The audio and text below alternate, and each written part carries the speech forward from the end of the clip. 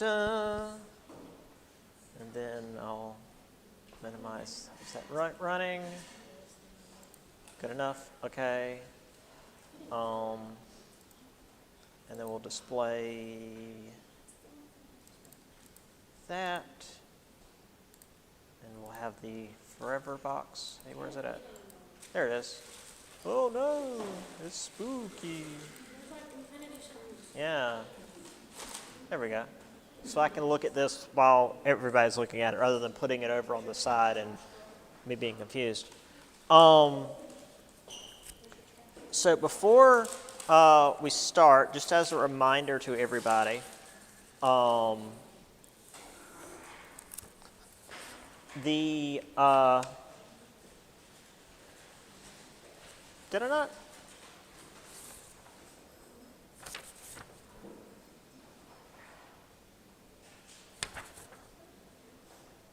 Oh, I did it on the online thing. I was about to say, I could have sworn I wrote down the extra credit stuff, but I guess I didn't for the, whatever. Okay.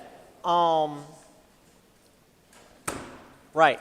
So, as a reminder, our exam is in here at 8:30 on Wednesday. For this class, it's just business as usual. We just show up next class, and that's the exam. For the online folks, that just means I'll post the test on Wednesday, and take it as soon as possible, please, because that's going to be a lot of tests I need to get in, and I'm already going to be grading a ton of papers, and God, please, do it as soon as possible. I've got a lot of grading to do. So yeah, what else? If you guys have any issues, you guys here have any issues with Wednesday, I'll be in here on Friday as well at 8:30 for my Tuesday, Thursday class.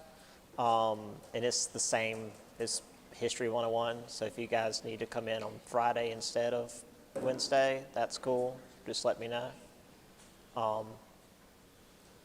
But that might interfere with your other days. So.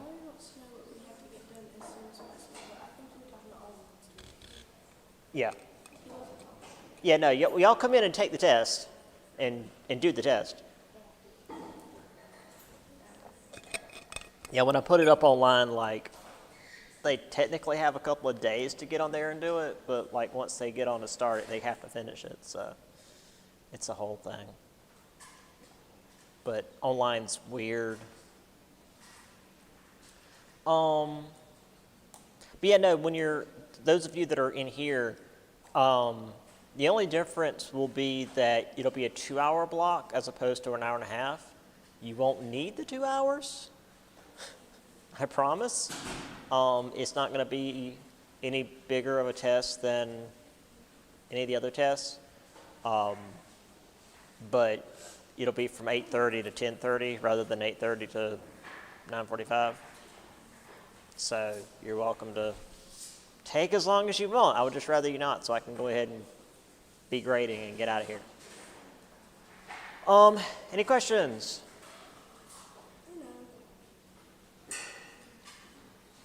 Cool. All right, let's do the study guide.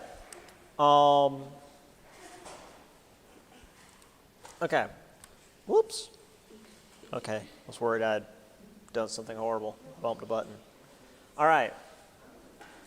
So, starting with Jefferson. Now, this isn't, I actually, when I was doing this on Thursday, I misspoke. This is not when Jefferson was president. This is just Jefferson doing some, passing some laws.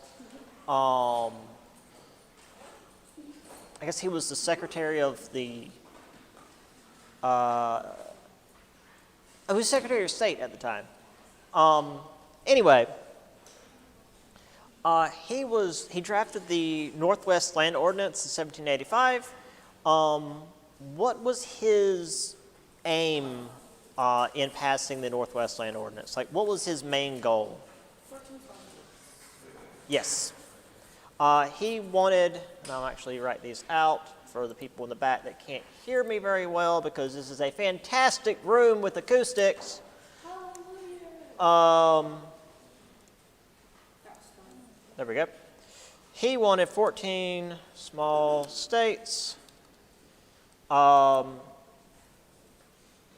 because this would be an agrarian region, and due to the way the Senate worked, each of these states would get equal power, and thus there would be more agrarian power in the Senate and blah, blah, blah, agrarian country. It ended up being rewritten, and it ended up being the larger states like we have today. That said, driving through them, it's just one big mass of cornfields. Let's see. Yeah, that's actually it in that question. A few of these have multiple parts, but these first few are just single questions. Okay. Who founded the first African American church in America? Richard Allen.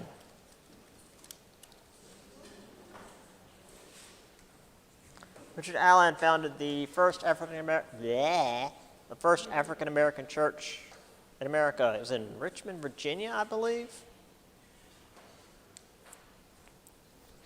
I am in the War of 1812. That is not correct.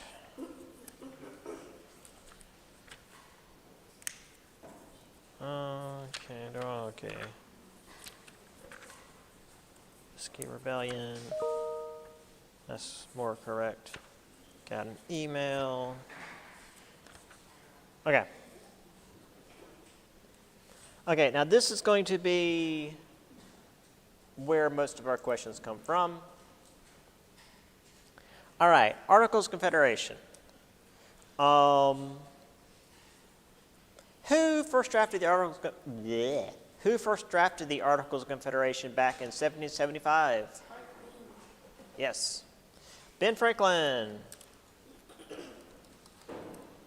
Benjamin Franklin drafted the Articles of Confederation back before the Declaration of Independence was even signed. I mean, they were working on a new form of government way back when.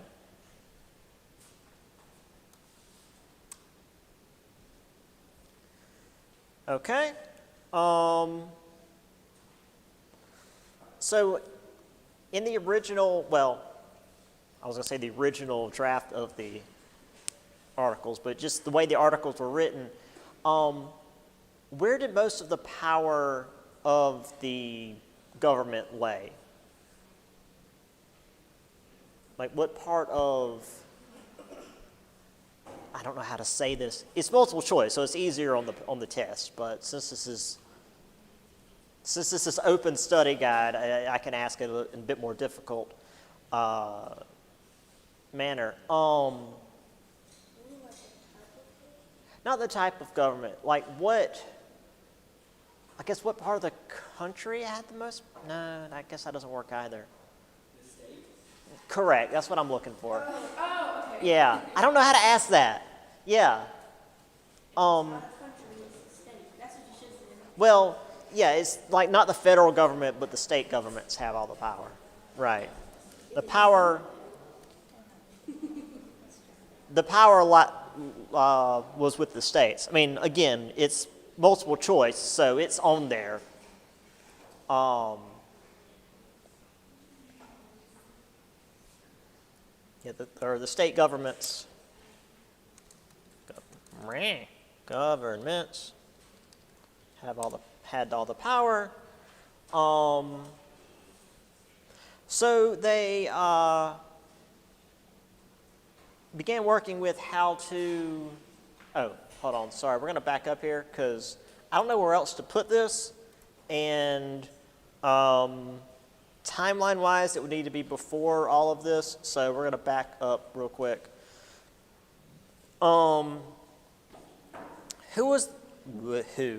What was the religious sect that was first to rally to the idea of emancipation in America?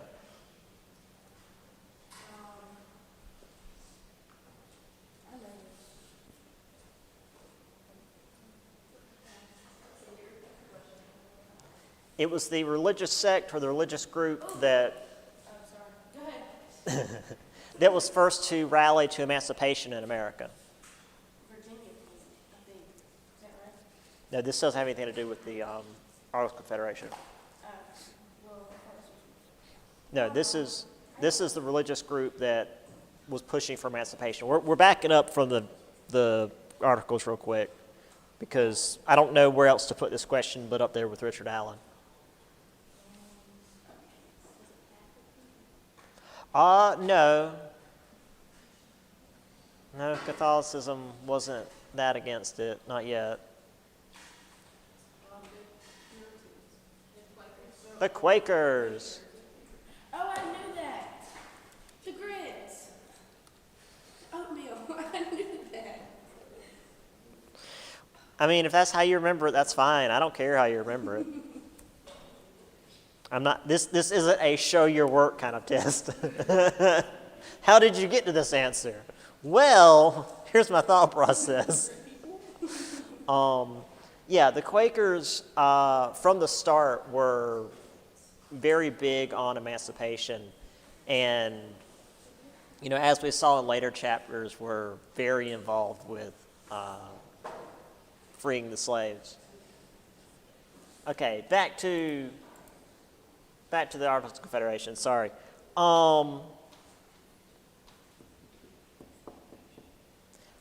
This actually would probably go before getting rid of the articles. Oh, no. Never mind. That's not here. All right. Carrying on then. So we had two plans to replace the Articles of Confederation. What was the name of the plan that suggested a two-house Congress? The representation of both houses was proportional to a state's population. That was the Virginia plan.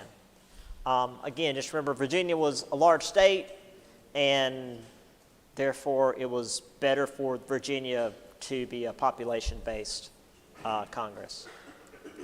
Virginia plan. By contrast, the opposing proposal, Senate, House legislature, each state had a single representative. New Jersey plan. Jersey. Nobody wanted to live in Jersey. Nobody wants to live in Jersey. Everybody just drives through New Jersey. Sweet cakes and waffles? Let's see. Okay.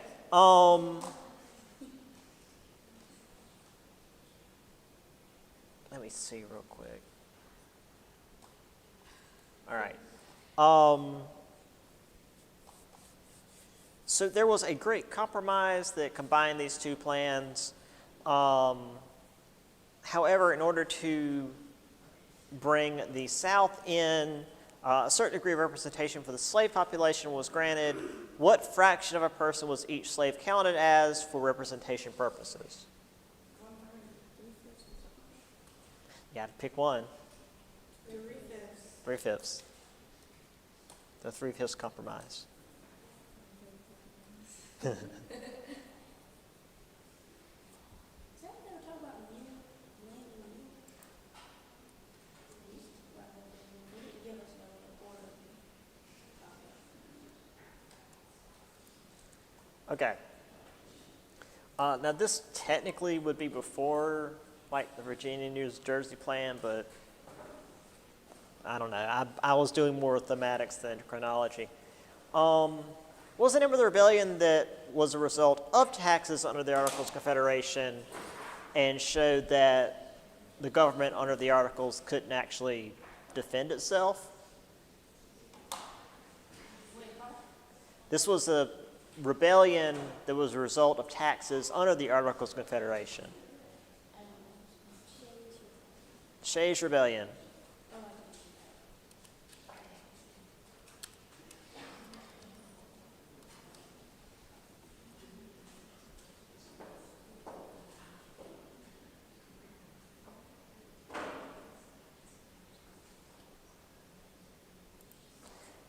Now, despite all this, going down to D now, the Constitution was not immediately ratified. We had opposing groups. So, led by Patrick Henry and Samuel Adams, what group opposed the ratification of the Constitution? Who was against ratification? The Anti-Federalists. It's in the name.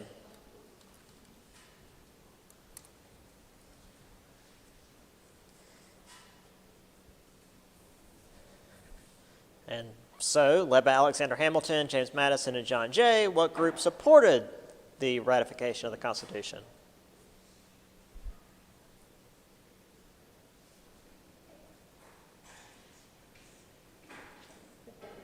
The Federalists. I had to do those in reverse so it wouldn't be completely easy, but they are still one right after the other.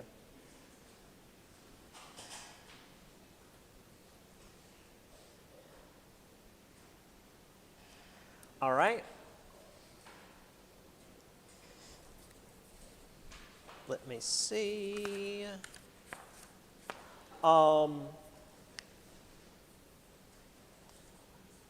After all of this was done, some political parties cropped up. Let's see. There was a new form of government created. There was a split into two major political parties. What was the party led by Alexander Hamilton that wanted a stronger central government?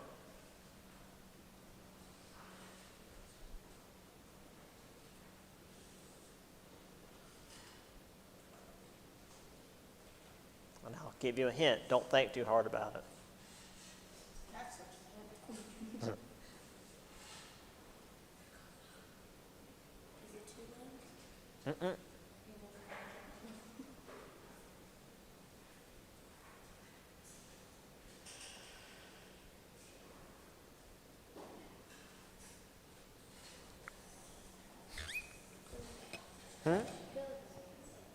No. This is a political party led by Alexander. Huh? Republicans? Democrats? Okay, I don't know. Also the Federalists. Yeah. I didn't want to say the same thing twice. Well, that's the joke. Oh. That's why I said don't think hard about it. Because Alexander Hamilton led the Federalist group in the debate of the Constitution, and then it became a political party. Oh, it was what you said, not got it. Yeah. So it's literally an answer twice.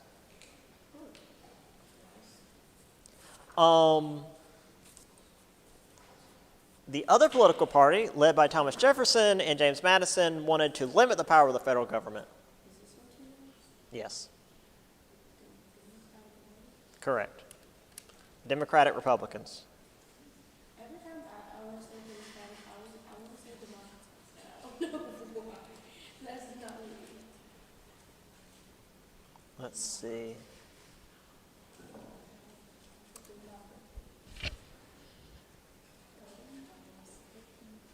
Okay, and one more. Before the Constitution can actually be ratified, a set of 10 amendments had to be adopted as a compromise. What is the common name for these 10 amendments? Bill of Rights.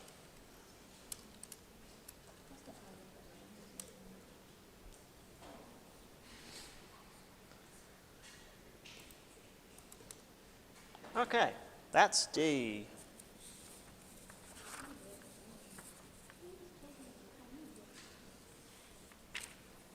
All right, on to Europe. Oh, wait, one more. My mistake. When talking about political parties, what was Washington's stance on political parties? in terms of the Federalists versus Democrat Republicans.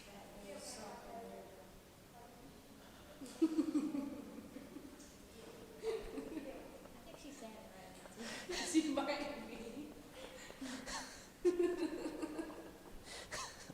Say that again?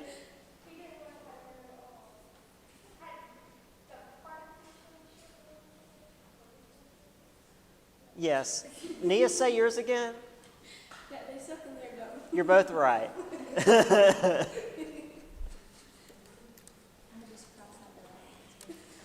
Washington was against partisanship.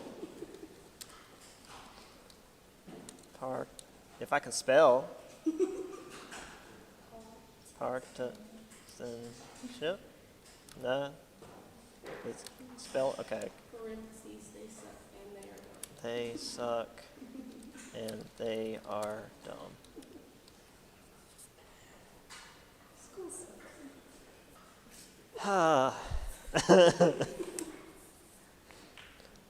I mean, I said basically the same thing on Thursday when I was doing the review with my other class. I mean, you're not wrong. But yeah. Yeah, so he didn't, like, side with either party. He's like, no, we shouldn't do this at all, guys. This isn't going to end well. Okay. Anyway, back to Europe. Again, I was getting ahead of myself, but... All right. Which European country had a revolution in 1789, which caused issues with the United States due to old treaties we had with them? France. We had the French Revolution.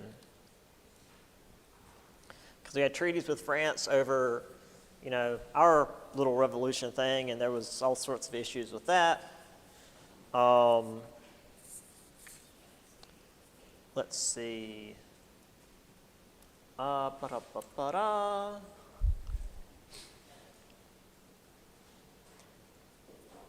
Which country signed the Treaty of Amity, Commerce, and Navigation, which is also known as Jay's Treaty, with the United States, which removed troops from the Northwest and allowed trade in the West Indies? Now, the best way to remember that, I've discovered, is the areas that it takes place in. You've got the Northwest, which at the time was like around the Great Lakes, and then the Caribbean. And at the time, what country largely controlled those two regions? Britain. Correct. Because northwest from like where we were was Canada, and that's Britain. And then the Caribbean had a little bit of everybody in it, but it was mostly under the British control. So, yeah.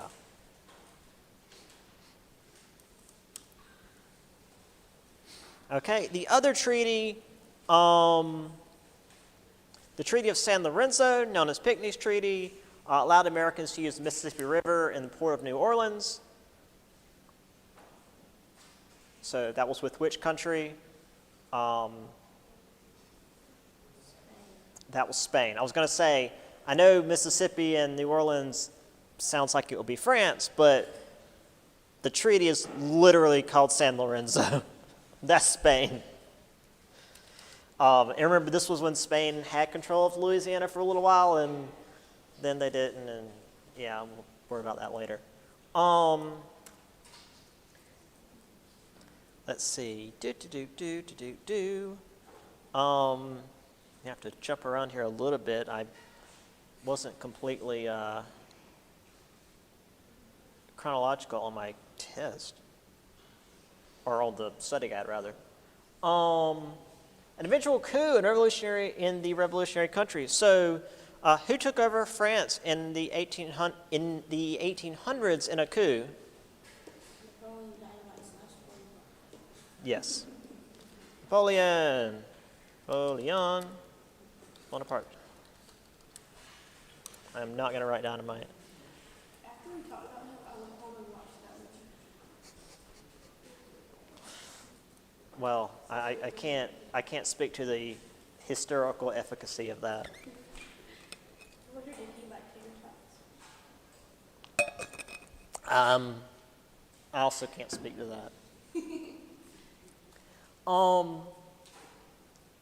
And also, after some issues we had with the French, American diplomats met with 3 French agents who demanded a bribe and a loan to the French government. What was this event called? Which led to a quasi-war with France. No, it was, yes, it was that meeting with the agents, and they demanded a bribe, and we got all pissy about it. Yeah, it was the XYZ affair, because, yeah. Yeah, the agents were just codenamed X, Y, and Z. Oh, there's 3 people. Okay, that's a bit too late. Yeah. I wonder why else They hadn't worked out code numbers yet, I guess. maybe A, B, and C. X, Y, and Z is cooler than A, B, and C. There was 4 people who took an L. Okay.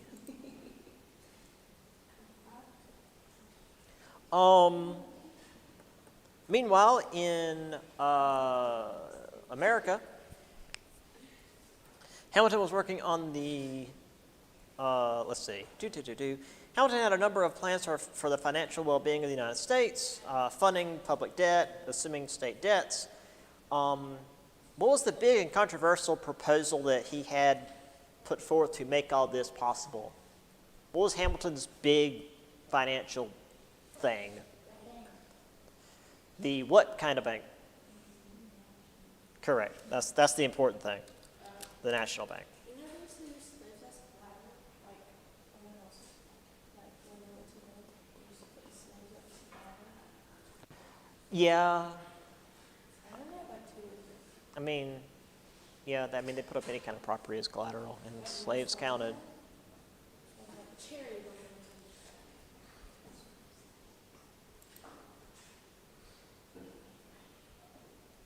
Because technically, it was Venice that invented banks, because they had too much money. Okay. So, Washington left office in 1796, and who took over? Who won in 1796?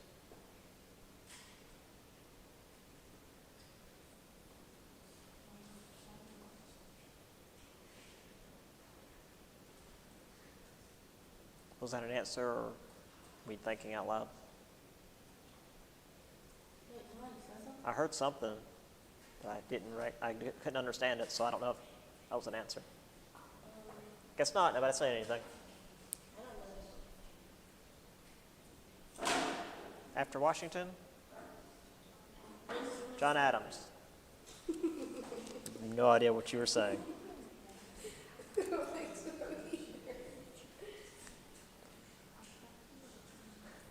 Wait, you actually know the president? Yeah, we never had that same. No, I've never heard that same. Okay, I will play that video if you need me to. That's literally the only president. Um, And then George Washington. And then Abraham Lincoln. so to punish the Democratic Republicans, the Federalists passed several laws, which lengthened the amount of time it took to become a citizen. What law lengthened the amount of time it took to become a citizen? Or act? Yeah. Naturalization.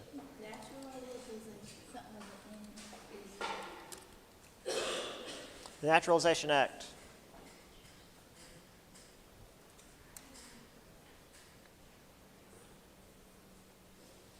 All right, there's 3 of these. So the second one, which law allowed the government to detain enemy aliens in a time of war and for the president to deport any alien he saw was a threat? It said alien almost also, I'm guessing it's the alien. That is correct.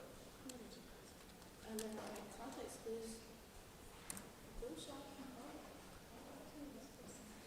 And finally, which law banned any false or malicious speech against the government or president?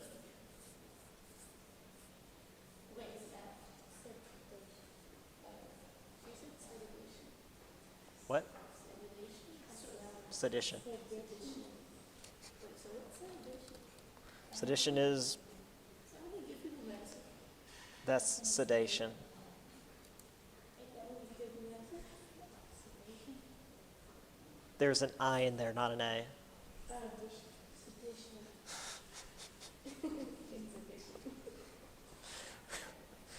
Oh, dear me.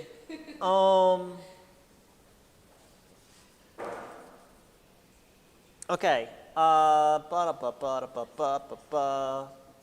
That's it for F.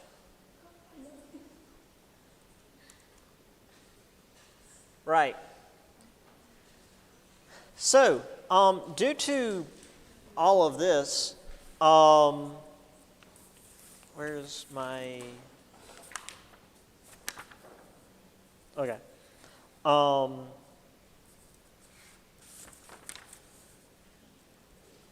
Okay, good. Due to all of that, all the various laws and hesitation to go to war and all these new taxes, the 1800 election was pretty rough. Who ended up winning in the end? Correct. Thomas Jefferson. And if you remember anything about Thomas Jefferson, besides that he wrote a bunch of stuff, what sector of the country did he focus on? Agriculture. And when I say sector, I don't necessarily mean like geographic region. But like what, because Hamilton was about industry, Jefferson was about agriculture. And they hated each other. Yeah.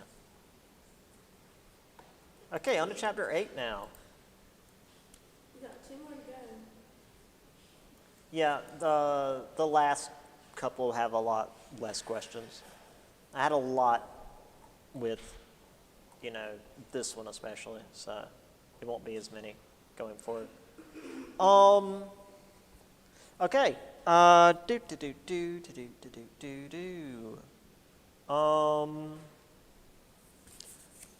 the end of that page, so we can move on to this. Who put together the American Spelling Book in the early 1800s to standardize the spelling and pronunciation of words in the U.S.? Well, that would help you since it's multiple choice, but Noah Webster. Dictionary. Exactly. U.S. Spelling Book and the American Spelling Book, and then later on the dictionary. Whoa. Hey. I can remember that. All right, next guy.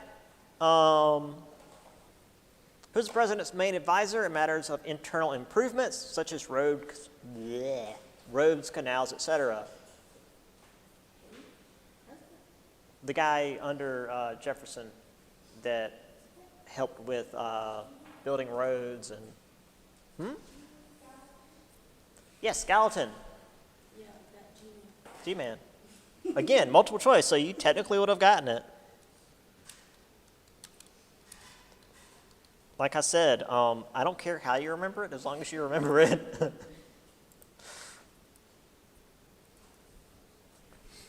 someone's got to come up with that. Yeah, Okay, here's a thing I would like you guys to remember.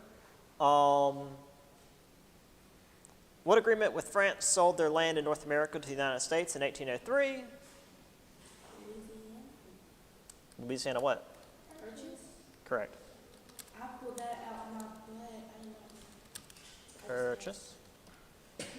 Bless you. I'll sneeze. I think it was a sneeze. I'm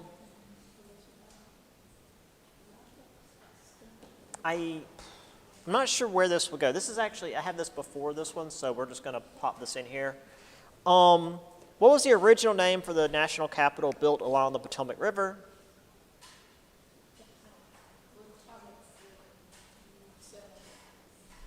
No, the capital that we built along the Potomac River is where it currently is today. But it had a different name than it does right now. Is it a funny word? No, it's not. Is it a long word? Washington City. Washington City. Okay, never mind. Yeah. It didn't change to DC until after a thing happened, which we'll get to in a minute.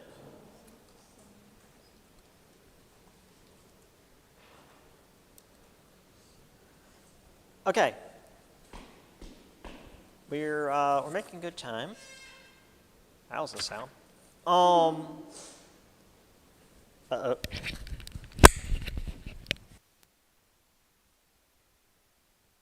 Thank you. Glad I managed to turn off the mic before I did that.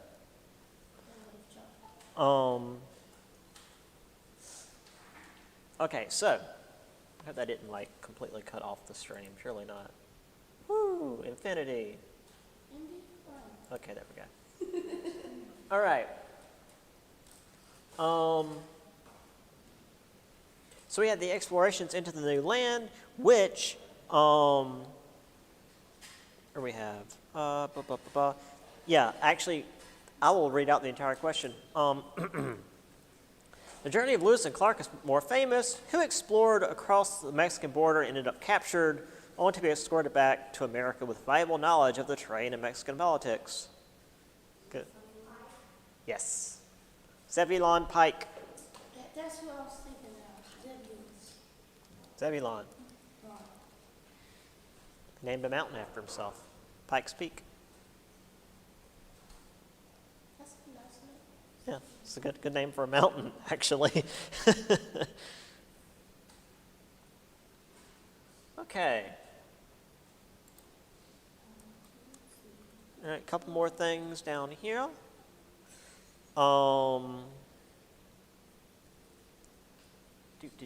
The first successful steamboat, later causing shipping prices on the rivers to plummet. So who constructed the first successful steamboat? Fulton. Robert Fulton.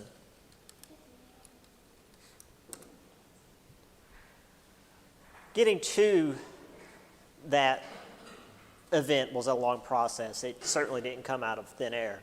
But Fulton's credited with the first successful steamboat. And what is Eli Whitney famous for developing? The cotton gin.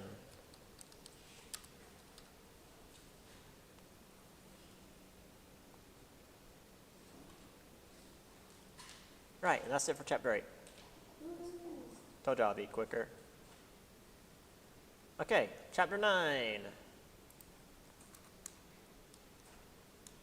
Go back here. Okay. War of 1812.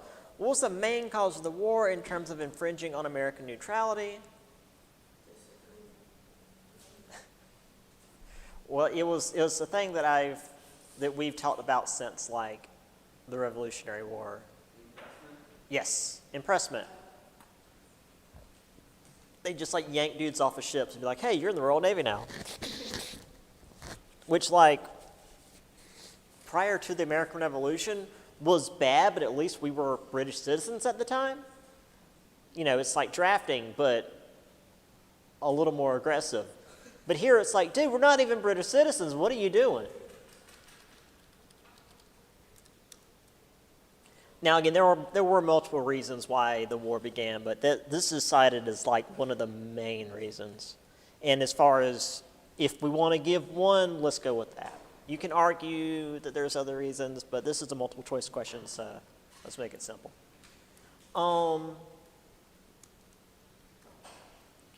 Okay. One Native American warrior, having fled to Canada, reached the rank of brigadier general in the British Army in the War of 1812.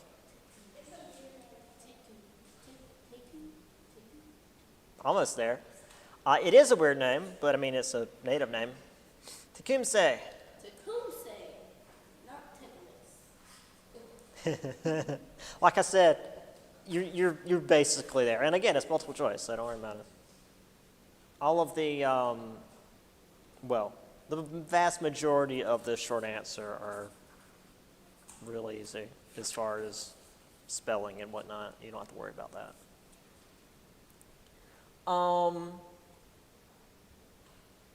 What important, well, let me actually read the thing. What important American city was partially and strategically burned to the ground by the British in the War of 1812? Washington City, again. Wah, wah, wah, wah, wah. Washington City. And then we rebuilt it, and it eventually became District of Columbia because it became much larger than a regular city. But yeah, nothing standing in D.C. today is pre-1812.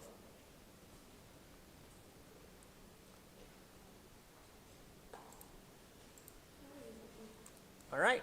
Boop, boop, boop, boop, boop, boop. Well, I've got these in different orders on the test, but whatever. What peace treaty was signed to end the war?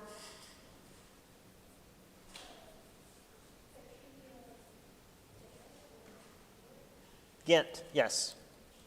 Treaty of Ghent, G-H-E-N-T. And though this was after the treaty was signed, which general defended New Orleans from a British onslaught in January of 1815? Andrew Jackson, because of course. Andrew Jackson was Sugar Honey Ice on Ship. No idea what that means. That's the acronym. Sugar Honey Ice. Ah, yes, he was. Now, in his defense, they didn't know that the war was over, and the British were attacking. So, like, I'm not going to give him gruff for this one. I will give him gruff for, like, the native genocide.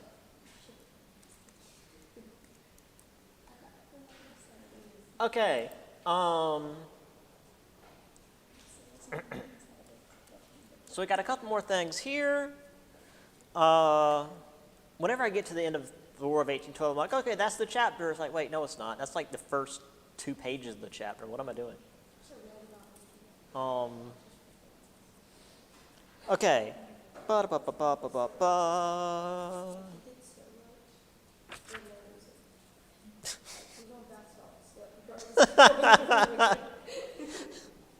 President bath salts. Okay, what federal act claimed the Western Hemisphere was under America's sphere of influence, forbidding European involvement? The Monroe Doctrine. This, yeah, put the Western Hemisphere under American influence.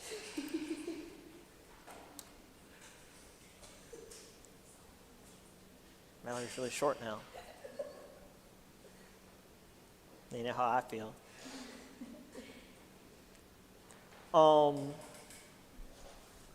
And as far as the details of the Missouri Compromise, the only detail I've got is who was the person who orchestrated it, who put it together. Henry Clay. There's a lot of details to the Missouri Compromise, but we'll just stick to the main one.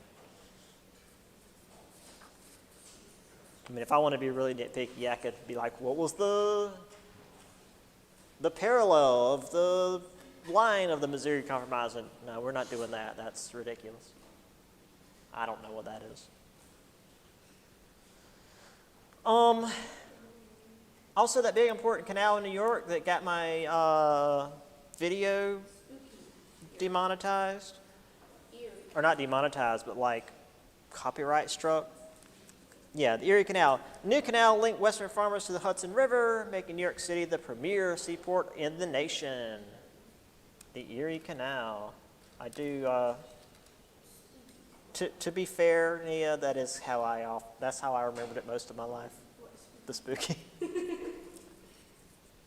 Yeah, Lake Superior, and Lake Huron, and Lake Erie. Why is it?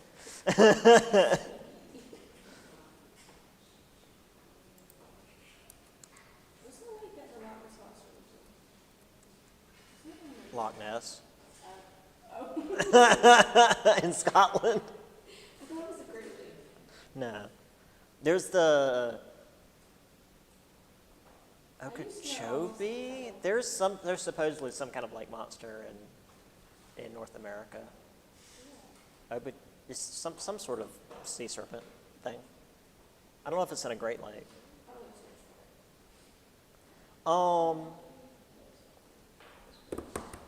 Okay. Who was the free black man in Charleston, South Carolina, who was hanged for supposedly plotting to free the city's slaves? What's that? Denmark Vesey.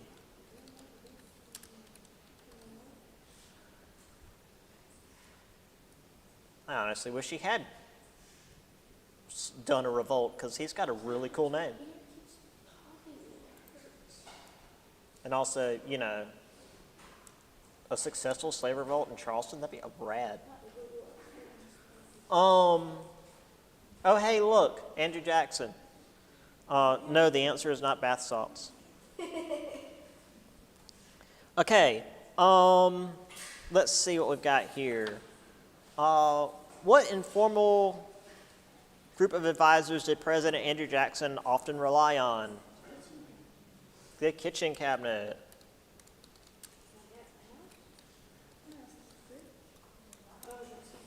Yeah, that's what his informal group of advisors was called. He wasn't the sharpest. Well, he trusted them more than he trusted his official advisors. And he called him the kitchen. Well, I think his detractors called them that. Let's see. What was the term for a state refusing to accept a federal law? Nullification. Okay, in Andrew Jackson's defense, he managed to not start a civil war here. So, like, yeah. Rocky Station, please. What's that? I really want my Rocky Station, please. Oh, that's not great. And also the Cherokee chief/president who fought legal battles to keep their land. John. John is correct. What was his last name? Ross. John Ross.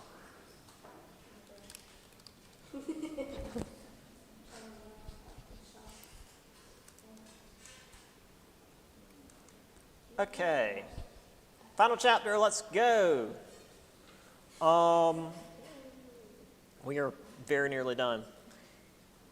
What was the main economic product of the United States in the early 1800s? Cotton. Please get that or I will throw something at you.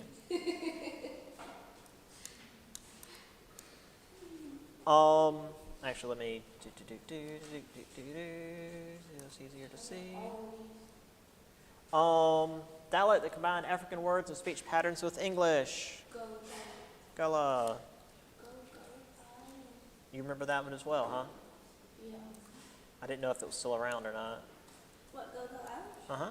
That's such a fun show. I remember it was around when I was very young. Go Irish? Girl, you must know. I just remember the terrifying, like, tadpole frog thing. Yeah.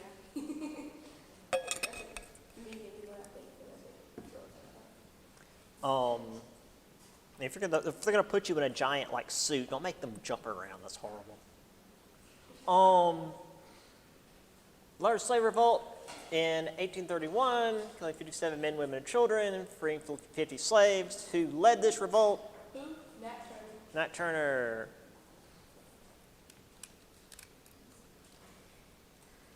And then the battle in Texas. Well, I say big battle. It wasn't a huge battle, but Texans won't appreciate that. The battle in Texas between the Mexican army and the Texan rebels at a fort, the Alamo. The Alamo. There's a lot of extra credit on the back, yeah. So yeah, that's all I got. I'll see y'all on Wednesday at 8:30, and we'll knock this out, and I'll see y'all the following semester. Excuse me.